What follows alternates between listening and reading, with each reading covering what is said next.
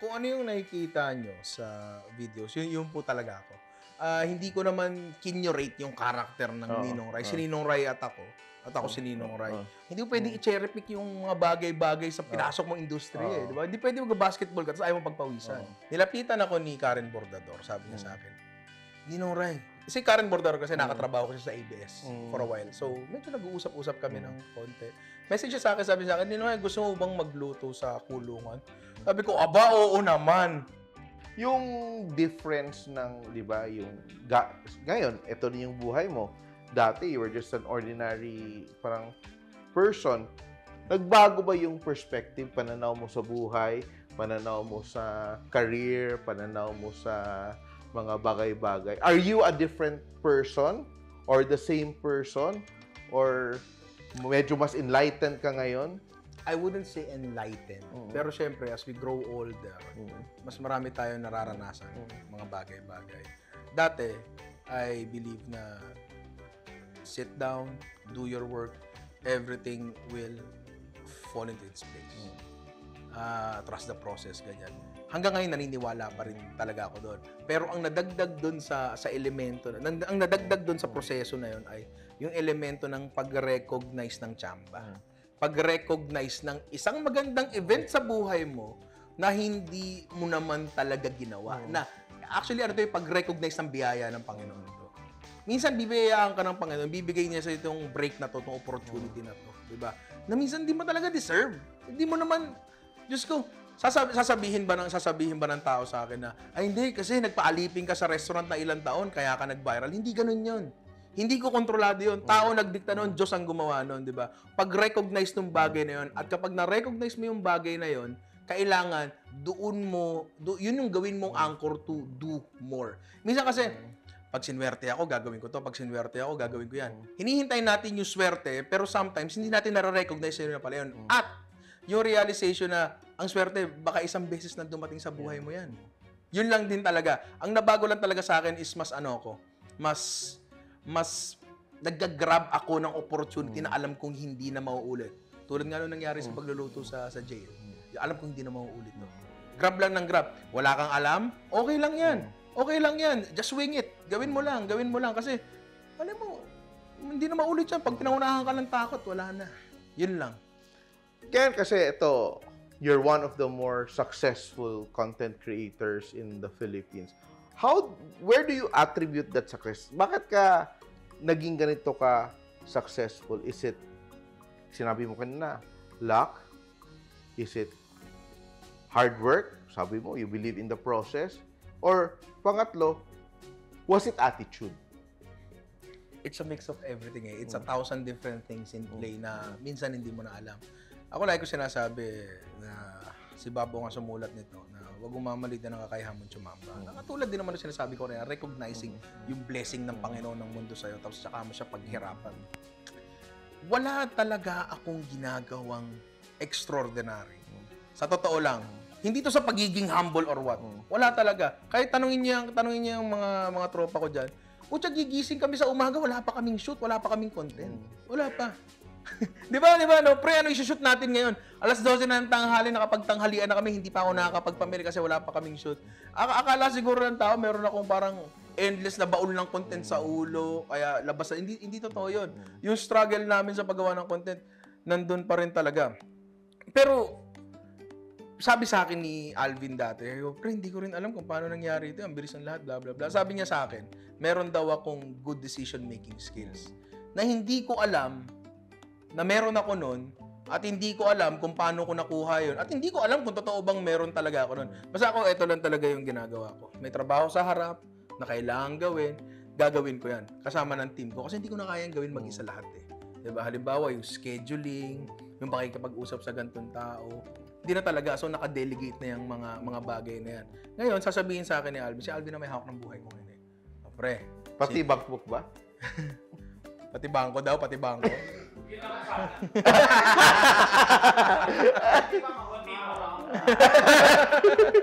Hindi, pero basically yun siya. Kung ano sasabihin sa akin ni Alvin, Rai, simple tayo bukas. Ha? O, sige. Ganon. Kung ano yung trabaho sa harap ko, gagawin ko siya. Yun lang talaga. Walang espesyal, walang magic, walang betchin yung mga ginagawa ko. Sadyang, ano ba yung kailangan kong gawin? Gagawin ko, do what needs to be done. Parang ganun lang talaga. Hanggang ngayon talaga, iniisip ko eh. Meron ba akong ginagawang kakaiba? Meron ba akong ginagawang espesyal? Espesyal na tao ba ako? May magic ba yung ginagawa ko? Wala naman eh. Pero hindi ko alam. Basta kung ano yung trabaho sa harap ko, gagawin ko siya as best as I can. Up to 95%. The other 5% akin na yun. Very interesting. Baka may mga tips ka na pwedeng i-share sa ating mga viewers na who are struggling somehow in life and parang nagkakaroon ng self-doubt. How can they get over that slump? How can they parang, regain their focus? Hindi ako magsisinungaling sa inyo at sasabihin ko sa inyo magiging okay din ang lahat. Kasi bago mangyari itong Ninong Rai, nung nasa restaurant ako, I was earning below minimum wage. Head chef ako noon. Ang sahod ko ay 500 pesos a day. Pareho lang tayo ng sahod ngayon. Tapos, due to my pagiging bata siguro, bad spending habits yung bata ako, nagkaroon ako ng utang sa bangko na malaki. Hundreds of thousands. At hindi ko siya kayang, basta yung utang ko sa bangko, kahit ibayad ko dun yung buong sahod ko, hindi kayang bayaran yung minimum. Yung minimum payment sa credit card na hindi talaga kaya bayaran. So, napunta ako sa posisyon kung saan stuck talaga ako sa buhay. Kung saan wala talagang kawala. Kung walang taong mag-aabot sa'yo, eto, daan-daan libo, bayaran mo yung utang mo. Hindi ako makakawala. Wala namang gagawa nun eh. Na-stuck talaga ako sa buhay. Sabi ko, ang dasal ko araw-araw nun, Panginoon, tanggalin mo lang yung utang ko.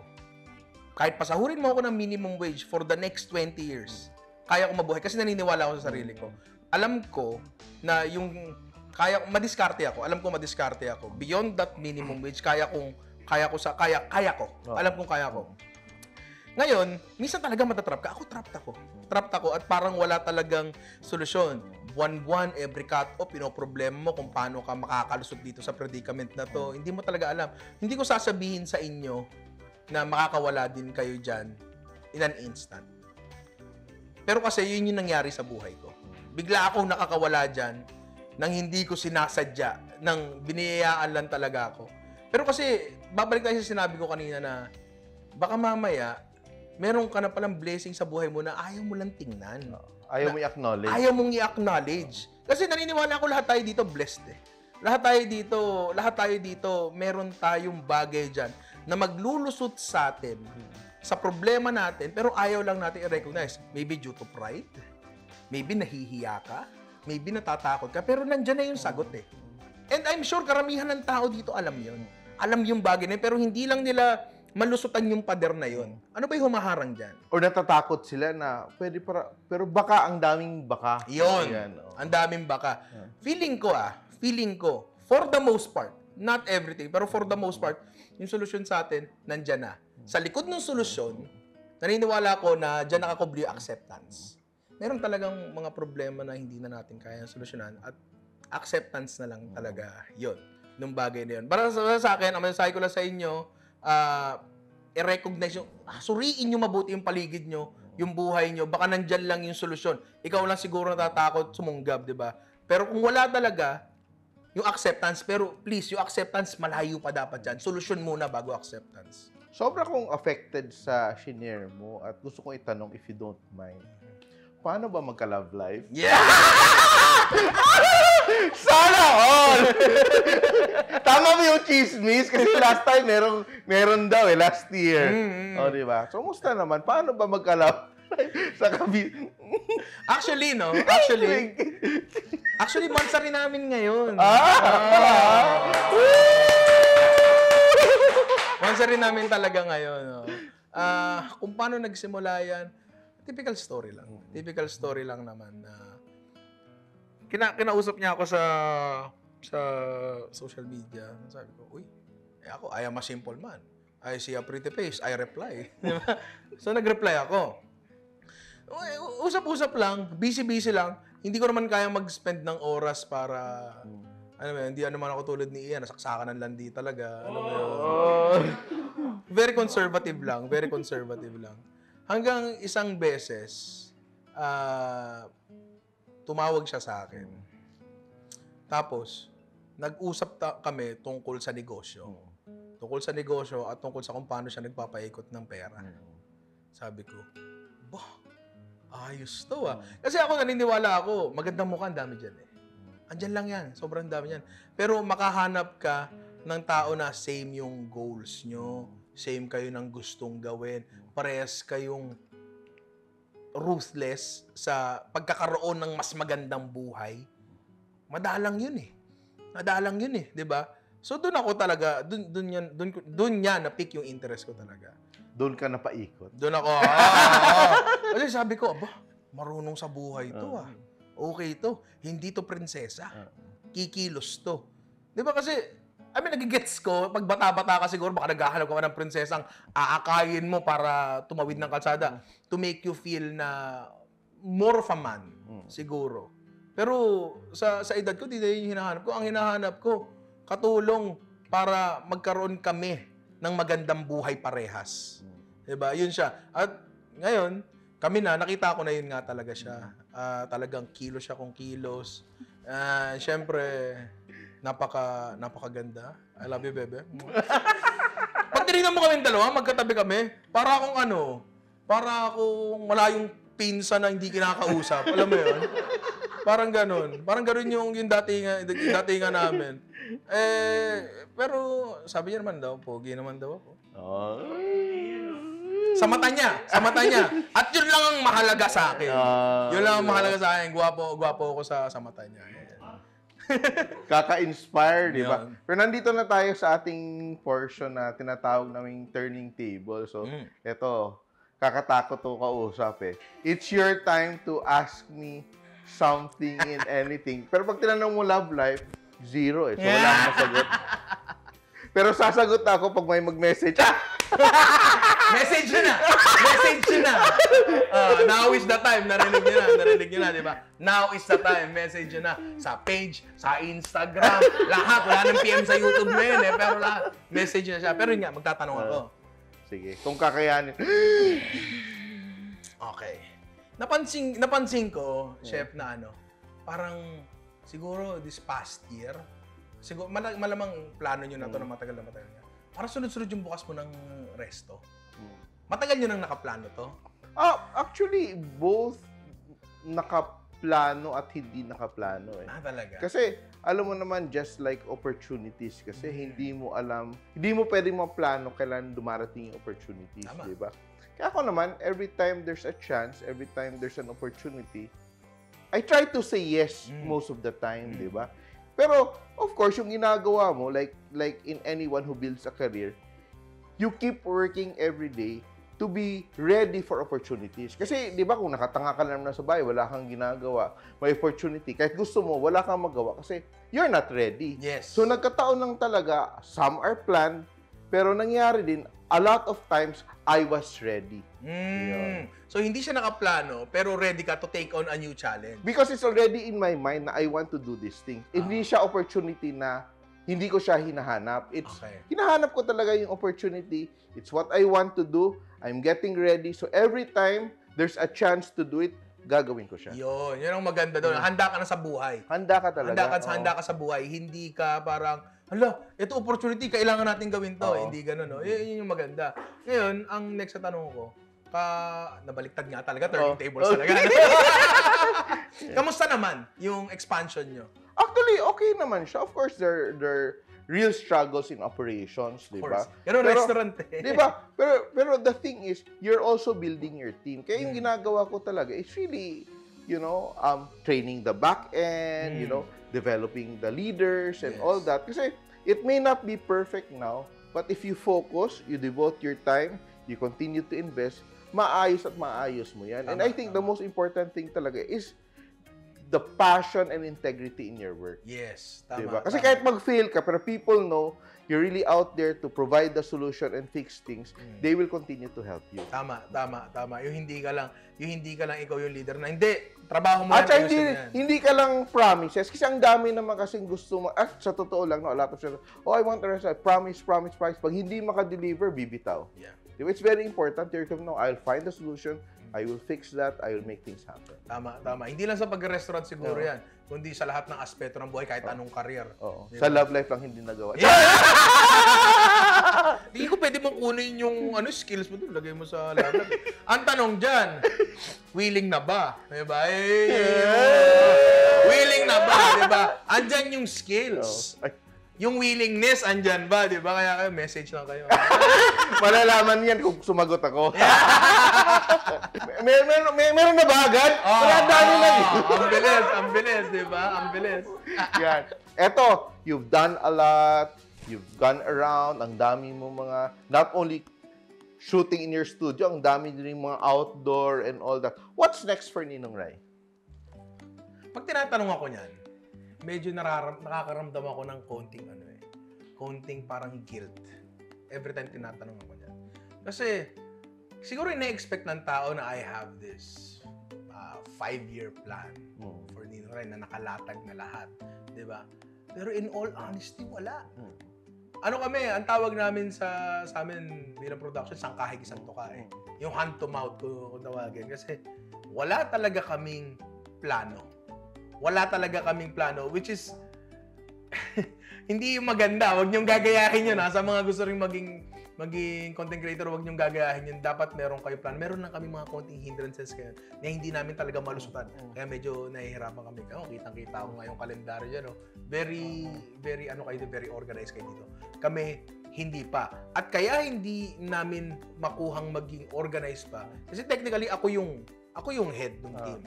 Kung magulo mismo yung head nyo, magti-trickle daw niya pababa. Si Alvin, sobrang tinding pag-organize yan. Minsan, hindi pa rin talaga nagagawa. Diba? Kasi ako mismo, ako yung hindrance minsan eh. So kung tatanungin nyo, what's next for Ninong Rai? Like ko yung sinasabi, we promise to do better content. Hindi lang mas maraming upload, kundi mas maganda pa. And ngayon kasi, mas kumaganda yung namin eh. How can I say this? Siguro, the social listening aspect nung team namin. Kung saan mas nakukuha namin yung feedback nung mga tao and we try to tailor fit to the market. Materialize it basically. Dati kasi matigas ulo. Hindi, gagawin ko kung ano gusto kong gawin. Hindi pala ganun dapat. Yung audience mo ang naglagay sa'yo dyan, gawin mo to para sa audience mo. Parang ganun. So basically, ngayon meron kaming mga content na minsan kasi ganyan eh. Do you innovate or do you go on this track that is proven? Ang hirap eh. Ang hirap minsan eh. Hindi mo alam eh. So ngayon, wala talaga kaming solid na plano. Pero ang nababago sa amin is yung working capacity namin mas sumataas, efficiency namin mas sumataas. Mas efficient kayo, mas maganda kayong magtrabaho, mas marami kayong content na ilalabas at mas maganda pa. Yun siguro yung susubukan namin gawin. Sobra akong na-intrigue doon sa sinabi mo. Kasi based sa napag-usapan natin earlier, kasi di ba, very strong yung arrive mo nung una, di ba? Kasi, ito, bakong chef to, nagmumuraon, gano'n. Then, na-notice din ng mga tao na unti-unti, nagtitame yung gano'n. And ako, sinasabi mo ngayon, very aware ka, social listening and all that. Pero, what point are you saying na parang it's a compromise or it's a, di ba, sell out? Kasi minsan nagsisell out na si Ninong Rai kasi medyo kailangan niya makuha yung mga sponsors. Di ba ako? Very interesting topic pa. Pero what are you now? Are you a disruptor? Kasi nung pumasok ka sa industriya, disruptor ka. Disrupt mo yung the way things were being done. Then now, medyo negosyante ka na. Ito yan. Diba? Ito yan.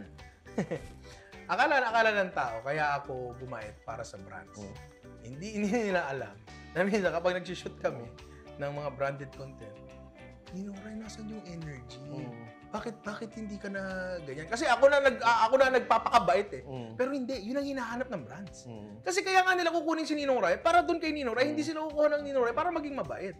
'Di ba? Siyempre may special cases na kailangan maging mabait. Pero we found na yung pagiging barubal pa rin talaga.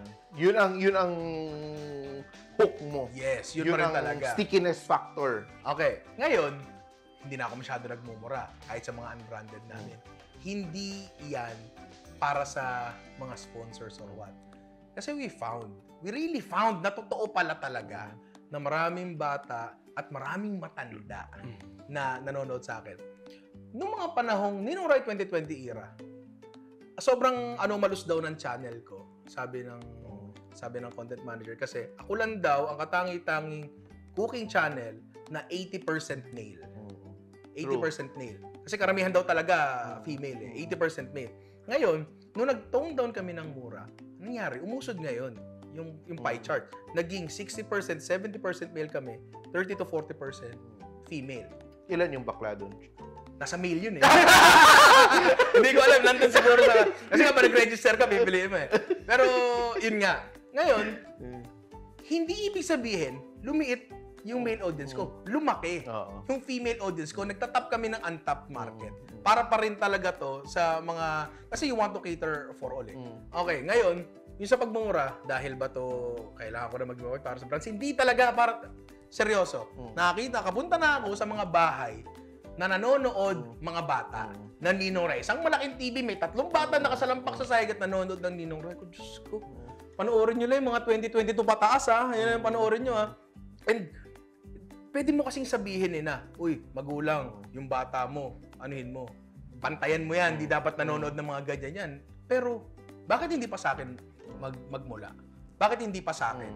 Na bigyan natin ng mas magandang experience yung bata at magulang. Diyos ko, ang hirap-hirap na mag-alaga ng bata, papapos pa sa kanila pag mura. Hindi na. Basically, ako pa rin to, ito kasi nakakalimutan ng tao. Ang tao, regardless of the situation sa paligid nila, maganda o pangit yan, nag-i-evolve ang tao. Ang tao, ilagay mo lang dyan, mag-i-evolve yan. Ako bilang tao, nag-i-evolve din ako. Tumatanda ako, baka nababawasan na yung pagmumura ko. Alam mo yung gusto kong maging family man. Family man ako ngayon, may anak na ako eh. 'Di ba? So, kailangan ko nang bawasan yung bagay na yon. At nag-trickle down lang yon doon sa mga content na ginagawa namin kasi yung content namin ay authentic at ako talaga yon. Kung hindi na ako masyado nagmumura doon. Kasi hindi ka masyado nagmumura in real life. Exactly. Yan. Sobrang ganda ng ating kwentuhan with the Ninong Rai.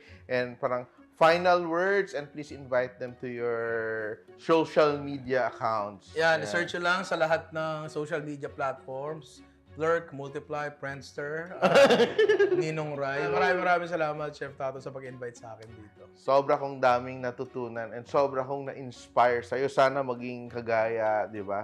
Ka-successful sa'yo. Nga pala, no? Nga pala. Sa araw na sinushoot natin to, last year, kahapon lumabas yung interview namin sa'yo. Ang galing! Sobrang galing! 1 year na, di ba? 1 year, yes. And bibigyan kita ng copy ng aking bagong libro. Ay, kuha tayo content dito. Content dito. Maraming salamat. Thank you. And till next time, mga kasimple, this has been Talk to Tatong. Please tag anyone na gusto nyo i-guest para sa ating next episodes. Bye! Bye-bye. Bye-bye. Never miss an episode of Talk to Tato. Click the bell to get notified. Don't forget to subscribe to the Simple YouTube channel.